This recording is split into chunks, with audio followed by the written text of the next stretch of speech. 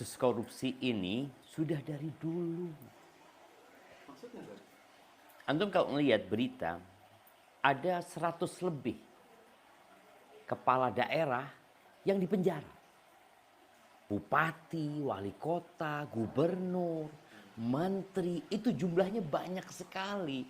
Dan korupsi ini udah lama. Hanya saja dengan adanya media sekarang, seakan-akan, oh baru sekarang korupsi, udah lama.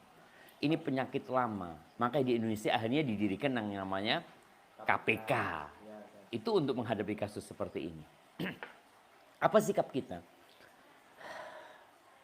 Kata Nabi alaihi salatu wassalam, likulli ummatin fitnah, wa fitnatu ummati al-mal. Semua umat itu ada godaannya, ada fitnahnya. Dan fitnah umatku itu harta. Ini bicara fitnah. Itu ujian dari Allah subhanahu wa ta'ala. Pernah Nabi alaihi salatu wassalam ngobrol sama para sahabatnya. Beliau mengatakan kepada mereka, "Kaifa antum idza futihat alaikum Faris wa Rum?"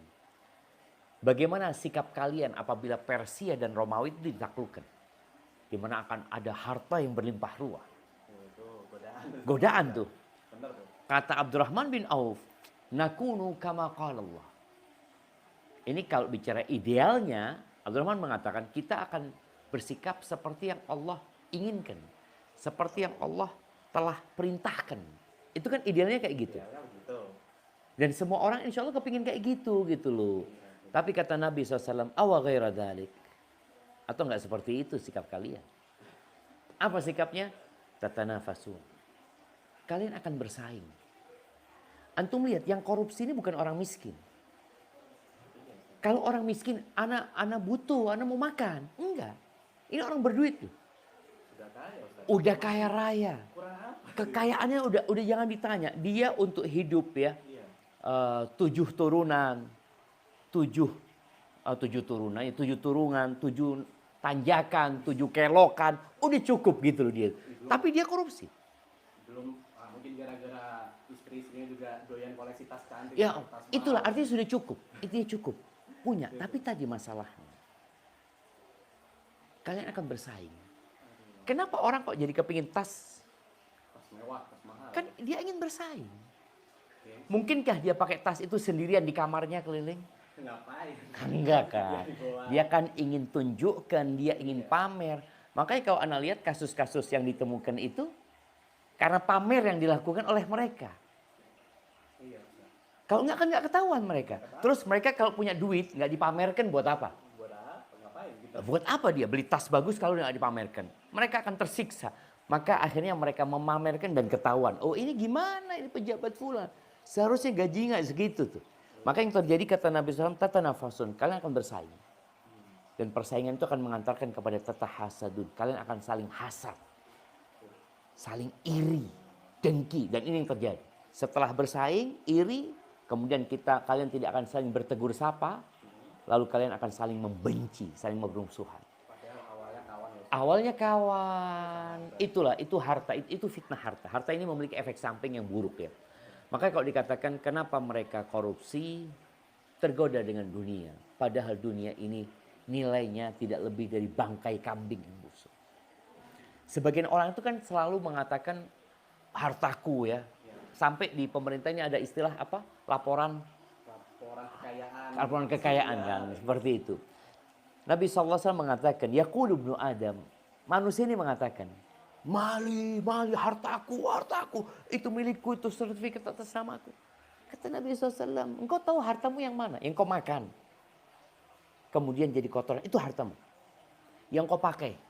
Sampai usang, sampai gak bisa dipakai. Itu hartamu. Wa ma tasaddaqta bihi fa'abqait. Yang engkau sedekahkan, itu jadi milikmu.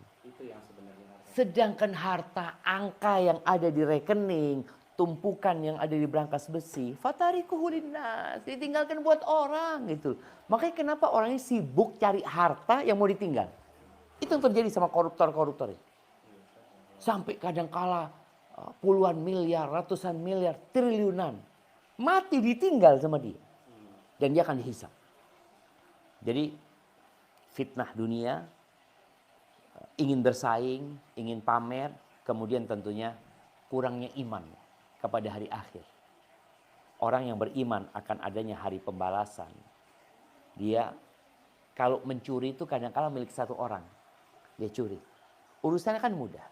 Tapi kalau korupsi itu milik umat. Itu berarti di akhirat Harta itu milik 270 juta rakyat yang punya hak itu sebenarnya. yang bisa menuntutnya di akhirat. Bisa dituntut dia. Jadi berat sekali ya ketika harta itu harta milik umat, maka berbeda dengan milik pribadi yang urusannya tinggal minta maaf. Kadang-kadang sebagian mereka ketangkep. Iya. Mereka ketangkep ya. Urusannya ketangkep ini kan urusan dunia. Tapi dia tobat nggak sama Allah? Ada konsekuensi akhirat. Ada konsekuensi akhirat. Kalau hukum dunia cuma 3 tahun, 5 tahun, mau seumur hidup. Sehari di akhirat itu seperti 1000 tahun dalam hitungan manusia. Maka harapan kita sih ya yang menjadi pejabat ini adalah orang-orang yang bertakwa. Nah itu Ustaz, ini berarti apakah berarti sikap